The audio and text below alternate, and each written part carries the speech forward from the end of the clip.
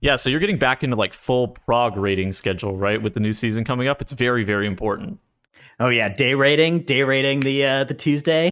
That's the plan. We got to fly out for the Race to World first as well. Yeah, Race to World First Faded. It's you fly out on the Tuesday, right? You do the Race to World First, and you come back and you fly out next Tuesday for the next 3 weeks. Oh, dude, the people are going to be so upset about the 24-hour advantage or the 16-hour advantage that NA is getting over EU. Okay, so basically, if you haven't been paying attention, there are 3 new massive blue posts related to Season 4 as Season 4 launches on Tuesday for NA, Wednesday for EU. And there's a decent amount of stuff that's changing, but not many people seem to like know what exactly is going on with the Season 4 stuff. So today's video, we're going to be doing like a Season 4 survival guide style, talking about all the things that you realistically need to know, going through like the basics on the new raid affixes, schedule and rewards, new Mythic Plus affixes and like the dungeons, that kind of stuff, and just talking through some of the stuff that is changing in Season 4 and kind of what you should expect. Yeah, so what do we want to start off with? Faded raids? I think Faded Raids is probably the one that the people have the most and look at that. About. It happens to be the one that was right on the screen at the same time, so that works out nicely for us. So the eye level of the Faded, basically the way it's going to work is each week a different one of the 3 Shadowlands raids is going to be faded, starting with Castle Nathria, and then going into Sanctum, then Sepulchre, and then resetting. And they've also said at some point in the season, all 3 will become faded for the rest of the season. We don't know when that'll be true, but at some point that's going to happen.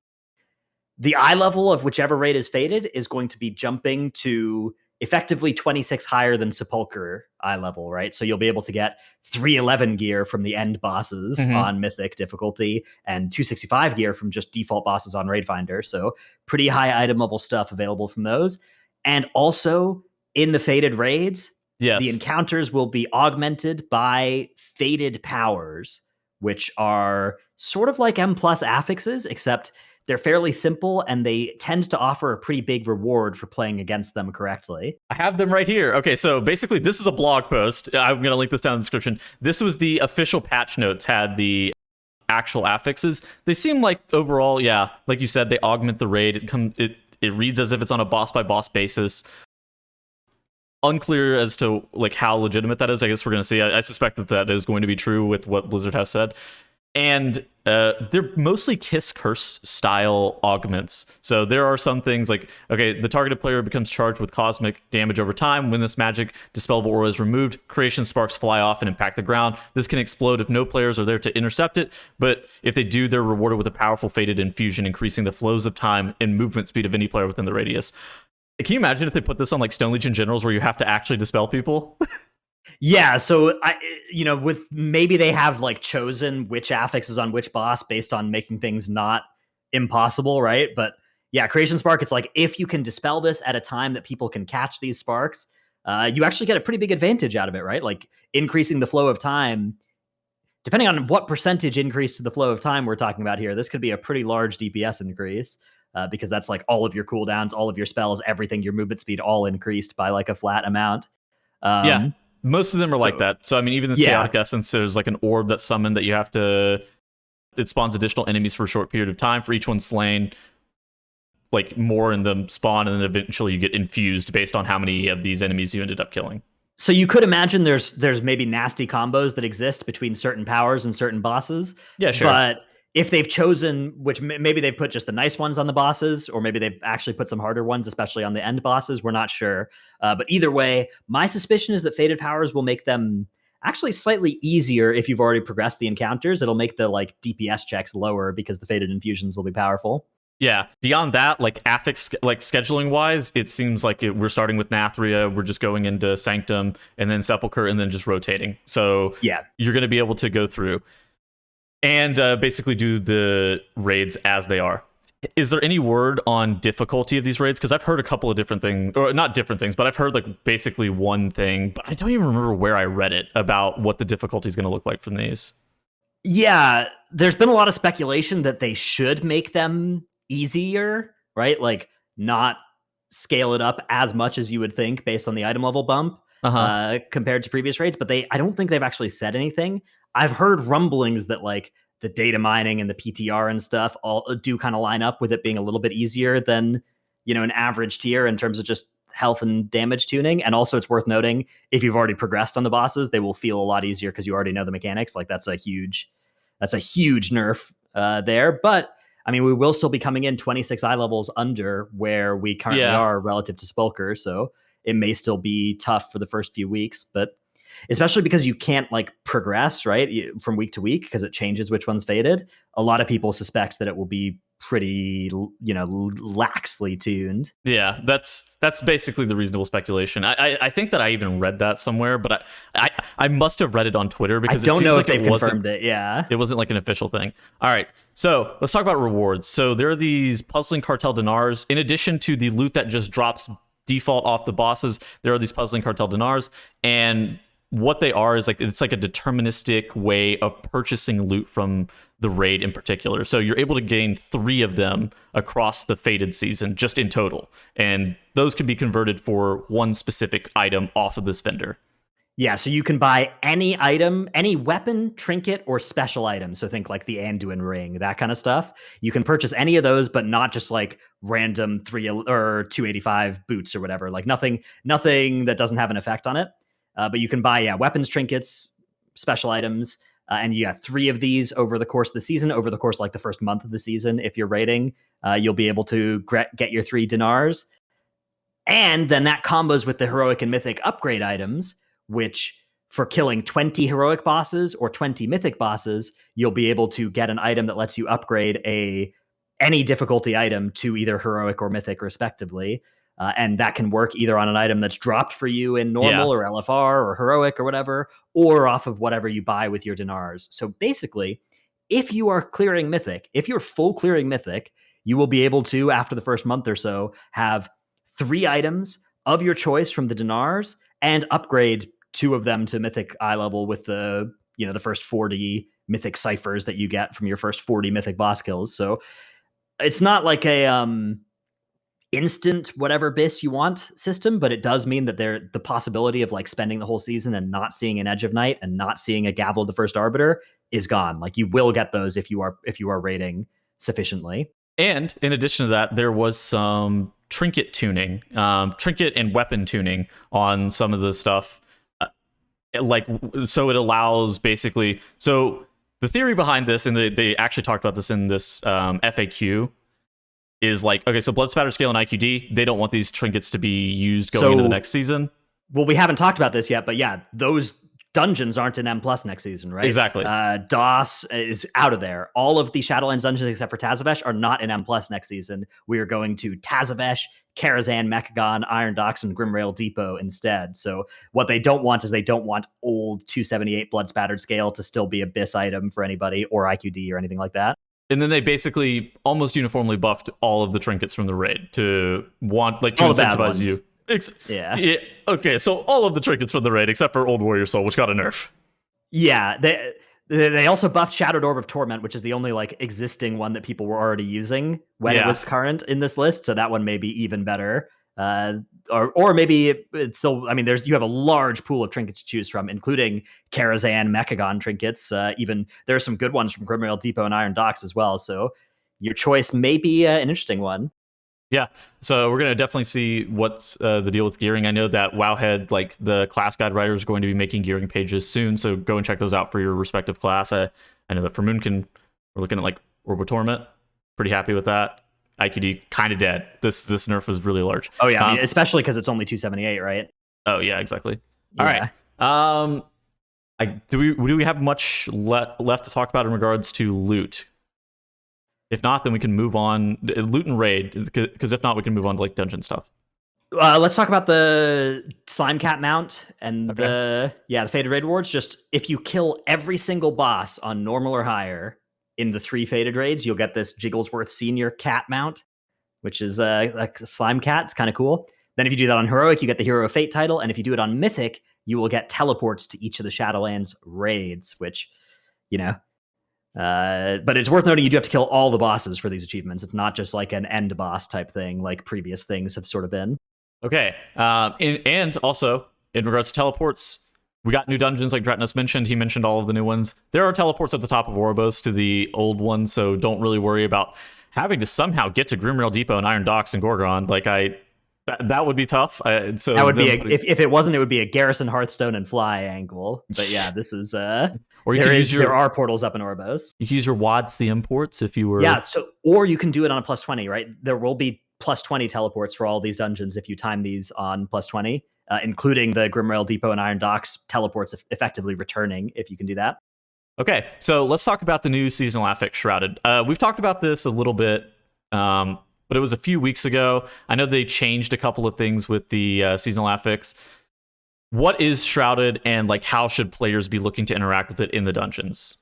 So basically, there will be some mobs with a debuff and like a purpley glow around them that when you pull them, they turn into Nathrazim Dreadlord infiltrators. Mm-hmm. They have a pretty small moveset. There will be some sleepy clouds you want to avoid on the ground. There'll be a cone you want to dodge. And then when you kill them, you'll get a stacking stat buff that is rather nice. You can choose at the start of the dungeon which stat you want to stack on those. And so it'll probably be worth seeking these out, especially early in the dungeon, to stack the stat buff. One of the enemies will be a mini boss instead of a regular Dreadlord. She was kind of nasty on PTR, but they've nerfed her a lot since then. So hopefully not too bad to take care of. The big thing on that is CC the bat and break through the shield as quickly as you can, and then kill off the bat is going to be the play against that. And then also the minor Dreadlords, they do refund a little bit of health and like actually a decent amount of mana. So it's another and the mini boss even more. Yeah, it's a new seasonal affix where like mana return seems to be a common occurrence for healers. They also notably, since we last recorded a video, they nerfed versatility pretty heavily. They nerfed it from 2% to 1%. So most classes are probably going to be looking towards getting critical strike or mastery or haste. Yeah. All this stuff's really good. If you want a hot tip, take haste in Junkyard. It scales with the shock bots, and you're going to be doing a freakish amount of damage. Especially in higher keys, yeah. Although, as we start getting to the really high keys, then the versatility, even at the nerfed value, starts to be pretty attractive again to survive. Okay, so other M+ stuff to talk about. M+ Keystone Decay, basically, you're going to be wanting to look to do an 18 this week. So if you don't know, coming into Season 3, they kind of changed how the Keystone Decay system worked with like timing a key versus not. So you didn't need to necessarily do a 16 to be able to get a 15 the week after. You only need to do a 15 to get the 15 the week after. With that being the case, now you only have to do an 18 because the Keystone Decay this season is -3 levels. Yeah, so time in 18 or deplete a 19 in the last week of Season 3 to get a key out of Season 4. Okay. Of 15, yeah. Loot is actually one of the big things for the old dungeons in particular. So if you go and look at Warlords of Draenor dungeons and you're just looking at the dungeon journal, you may see something very unique where they have 5 helmets, 5 shoulders, 5 chest pieces of varying stats, and you're like, okay, this doesn't look great. This was addressed in a post where they were talking about how they are going to freshen up these old dungeons, just loot tables, and then in addition to that, they're going to maintain the like cool and unique items that stay from these dungeons. So I think the things that are notably talked about, primary stat rings from Warlords of Draenor dungeons, the Mechagon proc rings, they're also going to stay. Unconfirmed are things like the Mechagon bracers, but those seem very likely. The biggest unconfirmed thing is the Lower Karazhan Drape of Shame, like healing increase cloak. Yeah, crit strike. But that also seems kind of likely. I bet it'll be there, yeah, but they haven't said they haven't actually mentioned the punch cards from Mechagon, but I suspect those won't be here. Oh, I suspect those are gone. Yeah, they have said Azurite's not going to be there, so yeah, good. And yeah, so then like you said, the case of like 5 helmets from Grimrail Depot, it's because those were part of a shared loot table across all dungeons in WoD, and so what they're going to do is they're going to put some but not all of that shared loot table into Depot and Docks to kind of fill out the loot table and make it full. But there are actually some trinkets from WoD as well that are like versatility on use haste or something like that. Like there's no primary stat, but there's those will stay, potentially probably. Strong effects. Yeah. So, and they've said that they will stay, and I think they might be pretty good for some specs as well. So we'll see. I'm not sure if the primary stat rings will be better or worse than the Mechagon 2-piece combo rings. All of that's going to be something we'll find out soon. And again, Wowhead class raiders we'll have some answers for your spec, I'm sure, soon. As a resident Wowhead class rider, it looked like at least for Moonkin, you weren't even going to be wearing the primary stat rings or the Mechagon proc rings because you want to value the secondary stats so heavily, and like they weren't great secondary stats. They weren't the great secondaries. So Okay. I actually, if I had to make an assumptions, it's probably going to be like the proc rings, the Mechagon proc rings are going to be better than your the main stat or ones. maybe just the 311s from Sire and Brygolon and stuff. Yeah. Go check out your class writer page. They're going to be updating the gear pages very soon, so that's something that you should absolutely be looking out for. Beyond that, no like heroic week, so loot's completely uncapped, valor is completely uncapped coming into the season. Nothing to really be holding you back in that regard. I guess the last thing. Okay, sorry. Go ahead. Sorry. I was going to say the last thing we have to talk about is just class tuning, though. Yeah, so they gave a little bit of a nerf to Destro and Serve, a little bit of a buff to Prop Warrior, Prop Paladin, Shadow Priest AoE, Moonkin AoE. They also hit Windwalker with the ever so slightest of nerfs, a little 5% tap on the Spinning Crane Kick. You ever see a more fake nerf?